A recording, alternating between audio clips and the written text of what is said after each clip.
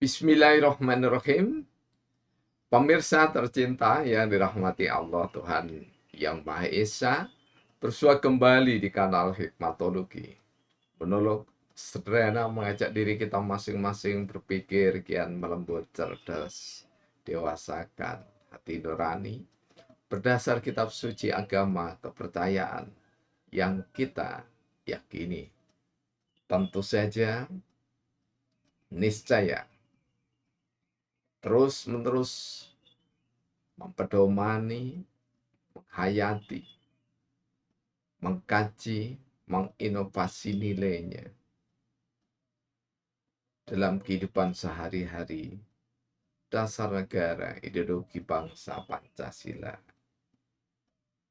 merupakan kewajiban semua warga negara, terutama mereka yang memiliki keilmuan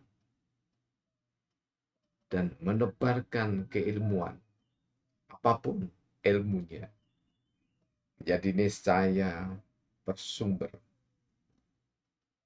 berdasar pada Pancasila. Kali ini kita bicara fondasi hikmatokrasi. Memang harus diakui bahwa sebagian besar orang ketika membaca kata belum pernah dilihat, belum pernah didengar, maka serta-merta dilewati. Namun bagi utamanya pengelana ilmu, pengembara ilmu, musafir, apalagi akademisi yang gandrung terhadap inovasi, maka setiap kata yang baru akan dilihat, bahkan disimak, dikaji seksama. Tak jarang tampil memberikan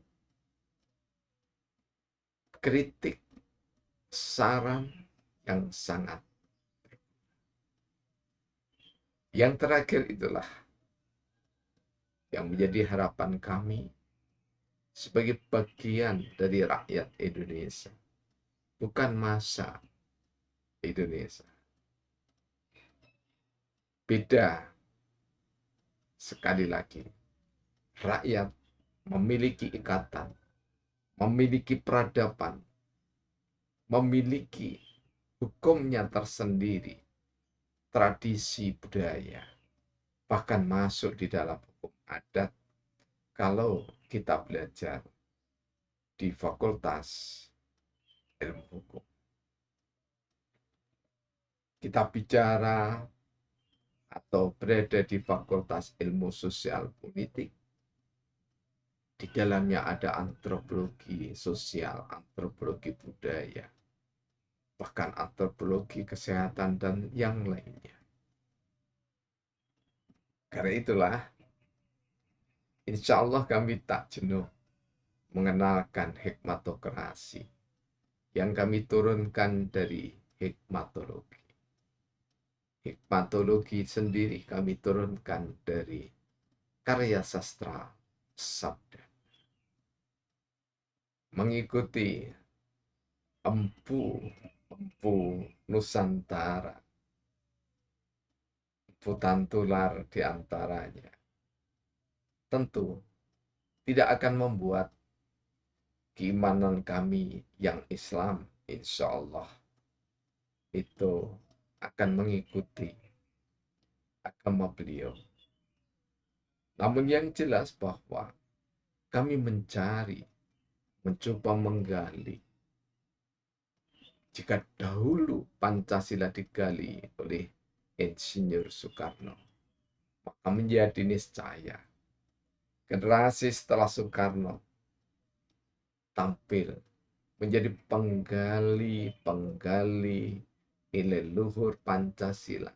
Sehingga Pancasila tidak sekedar ditempelkan di dinding-dinding kantor ataupun kelas-kelas sekolah dasar sampai dengan SMA dahulunya. Kami tidak tahu sekarang.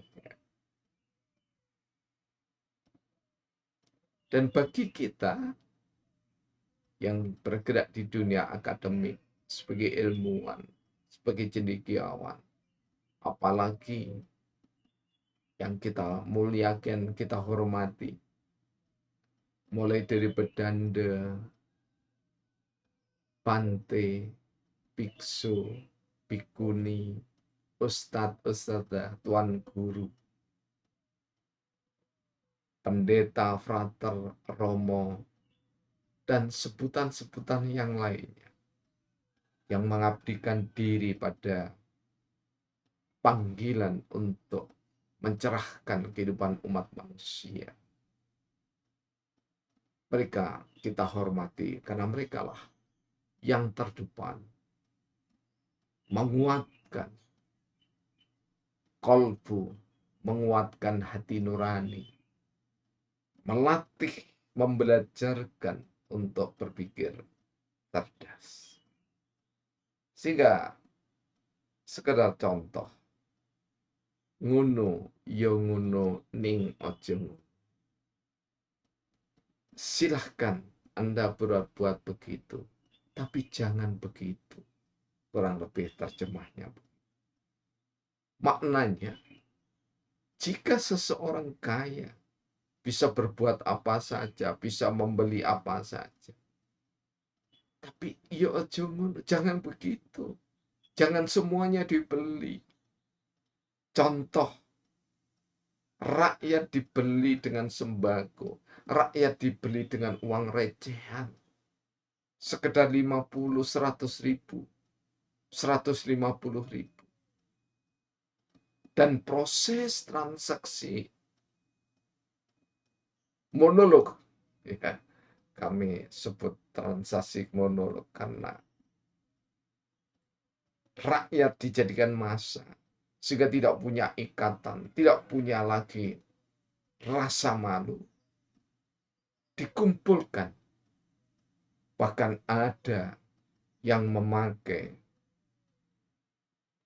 benteng sekaligus juru iklan sang calon presiden, wakil presiden, ataupun sang calon anggota legislatif membagi-bagikan. Teringat akan sabda Rasulullah, jika kamu tidak punya malu, silahkanlah kamu berbuat segenap hati.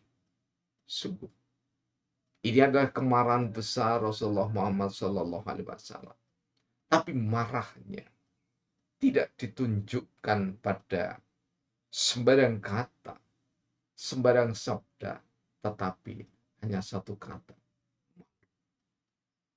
Jadi siapapun yang memberi uang, yang memberi sembako di saat proses pemilihan umum tiba, maka sungguh yang memberi itu tidak punya malu, dan yang diberi sudah dibeli rasa malunya oleh mereka yang tidak punya. Miris, sangat memprihatinkan. Setiap 5 tahun selalu terulang. Tadinya gambar yang ada di beras itu hanya padi, cempo, raja lele, mentari. Ada juga banyak ya, banyak merek-merek beras. Mulai dari petani sampai dengan konglomerat yang berusaha. Dahulunya tidak ada gambar-gambar partai, gambar-gambar orang. Kemana Dinas Perdagangan dan Perindustrian? Beras dengan gambar tertentu beredar. sungguh tidak punya malu.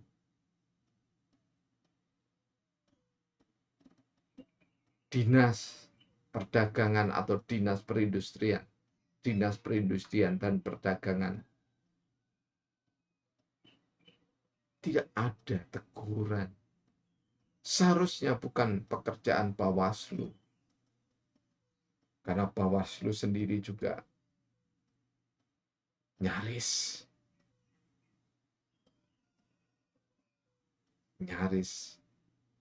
tidak punya gigi.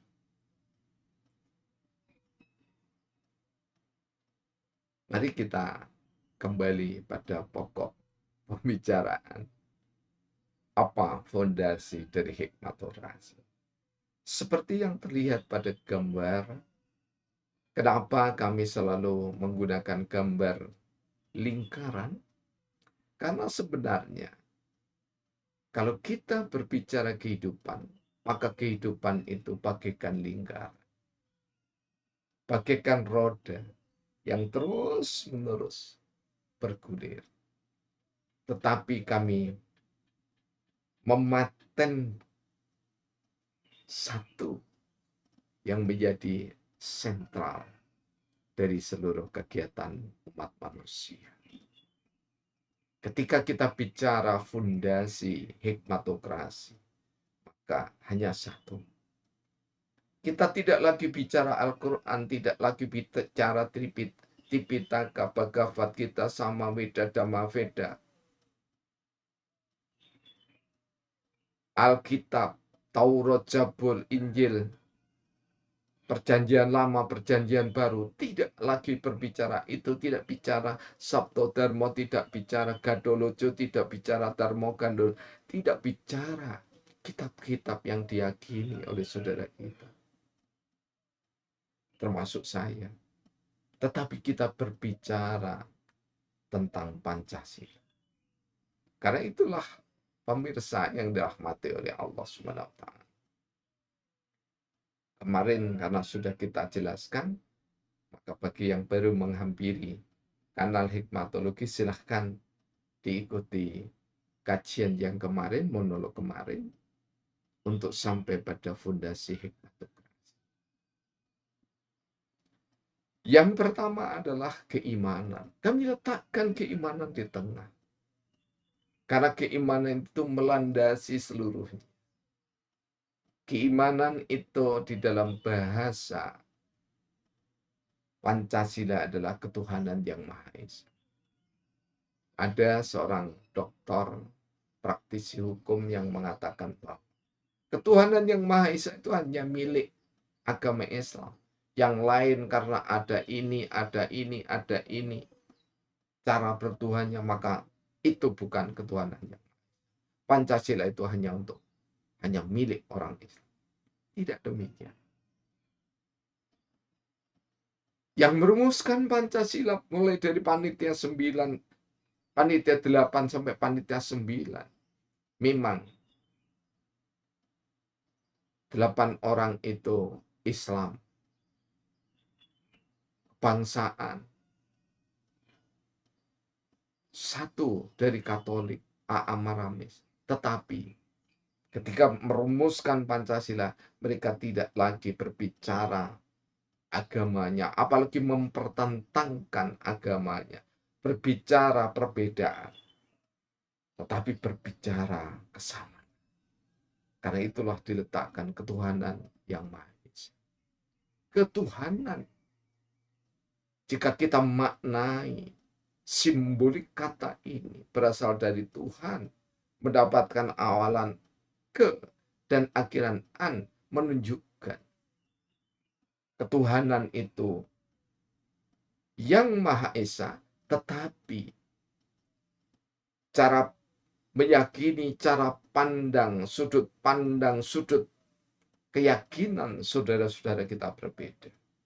Yang Islam tentu berdasar qul huwallahu ahad, la ilaha illallah. Tetapi saudara kita yang lainnya, silahkan dengan agamanya masing-masing. Dan ketika perumusan Pancasila, sama sekali tidak dipertentangkan nilai-nilai agama itu, tetapi kesamaannya, keselarasannya yang dibangun luar biasa. Demikian juga BPUPK hingga disahkan Pancasila atau pembukaan Undang-Undang Dasar 45 beserta Undang-Undang Dasar 1945 oleh PPKI. Kemudian yang kedua adalah kemanusiaan. Percuma memiliki kemampuan yang bagus bertuhan kalau tidak memiliki rasa kemanusiaan. Kemanusiaan yang adil dan beradab. Kemanusiaan dan peradaban disatukan oleh founding father kita. Menunjukkan bahwasanya betapapun beda dalam keimanan, tapi kita bersaudara dalam peri kemanusiaan. Yang ketiga adalah kesatuan. Persatuan Indonesia.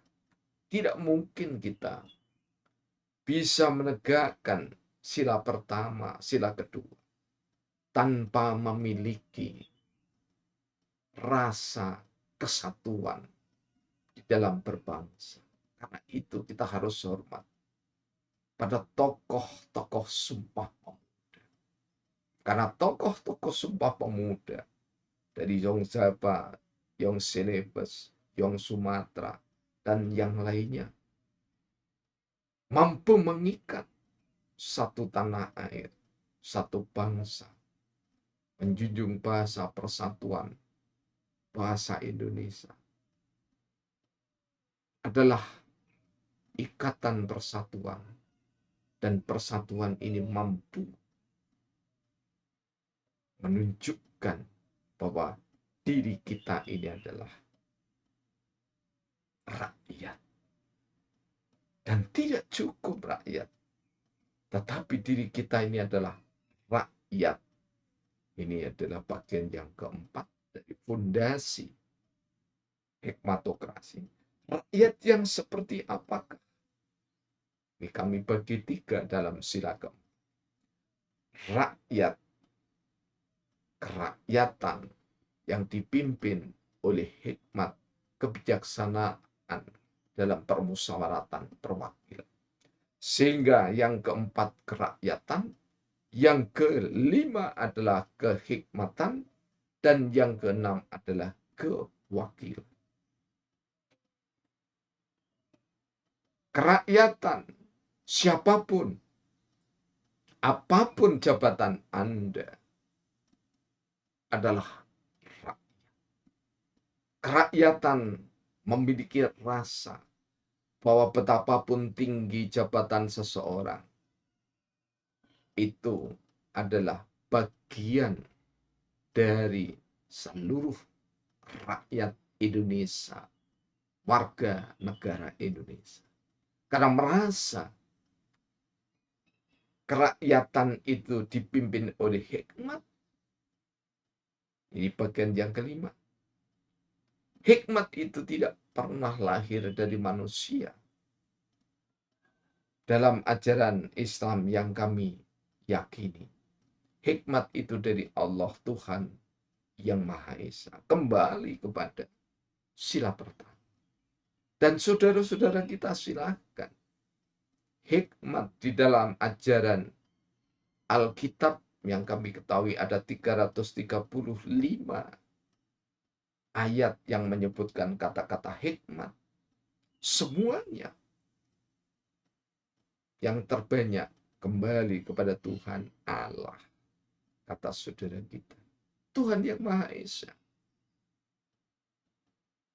Demikian juga di dalam Bhagavad kita disebutkan kepribadian Tuhan yang menjelma di dalam Sri Krishna itu adalah kepribadian yang memiliki hikmat.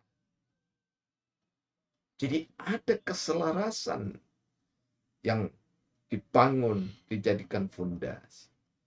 Tetapi tidak mungkin seluruh tokoh Indonesia awal, sejak Sumpah Pemuda sampai BPUPK, bersidang sampai BPKI, memutuskan konstitusi kita. Semua tokoh terlibat, tidak mungkin. Karena itulah, di dalam hikmat itu, karena tidak semua orang memiliki hikmat dalam kapabilitas keilmuan yang sama, baik kualitas maupun kuantitasnya, dalam pengertian apakah memiliki ilmu pengetahuan spesifik yang sekaligus general atau memiliki keilmuan yang general sekaligus spesifik.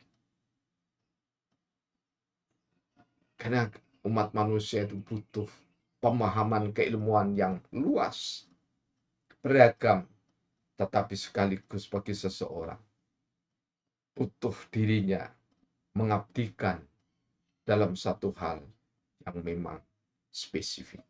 Jika itu mungkin. Karena itulah bagian keenam dari fondasi hikmatokrasi adalah kewakilan. Perwakilan menjadi niscaya karena masa bagi pemaham hikmah yang kami jadikan hikmatologi, masa yang digiring, masa yang dimobilisasi, apalagi dibingungkan oleh tokoh-tokoh nasional, tokoh-tokoh penghayat kepercayaan kepada Tuhan Yang Maha Esa, tokoh-tokoh dari agama-agama yang ada dan yang disahkan di Indonesia. Umat menjadi tercapik-capik hatinya. Sebagian besar dalam riset kami, wawancara mendalam kami, bingung siapa yang mau diikuti. Ada pimpinan organisasi ini menyerukan harus memilih ini. Ada pimpinan pusat organisasi yang harus memilih itu. Akhirnya, engkau begini, aku begitu, sama saja. Sama apa bagi rakyat? Sama bingungnya. Jika lagu aku begini, engkau begitu, disuarakan, dinyanyikan oleh Bro Ribe Solima, indah. Kita belajar dari saudara-saudara kita seni. Ahli lukis seperti saudara kami, Antonius Wibowo. Beliau tidak pernah kepingin menjadi politisi karena memang beliau tidak tertarik untuk terjun di dunia politik. Beliau ahli lukis tidak pernah menjadi petani. Beliau ahli lukis tidak pernah menjadi guru ilmu ekonomi. Kewakilan keniscayaan. Karena itulah ke depan dalam hikmatokrasi. Pemilu harus lebih disederhanakan. Dan kita niscaya percaya bahwa tokoh-tokoh partai profesi yang diidamkan oleh Bung Karno dengan sebutan golongan fungsional atau golongan karya menjadi niscaya kita wujudkan bersama. Golkar, golongan karya versi Soekarno, bukan Golkar, partai Golkar yang sekarang, versi Soeharto. Dan versi Soeharto pun sudah diinovasi di alam reformasi. Bagi Pak Harto, Golkar bukan partai politik, meskipun secara karakteristik atau ciri-cirinya sebagai ilmu politik karena kontestasi pemilu diikuti. Karena ingin bertahta melalui Golkar, sehingga Bapak Soeharto 32 tahun Ada kebulatan tekad, kebulatan tekad, kebulatan tekad, kebulatan tekad untuk tetap memilih Pak Harto dengan golongan karya. Sehingga ada istilah sekasur, sedapur, sesumur. Artinya, satu rumah tangga diharapkan oleh Pak Harto. Semua menjadi anggota golongan karya dan memilih golongan karya. Sistem hikmatokrasi berdasar Pancasila. Golongan karya. Tidak demikian yang dikehendaki Bung Karno.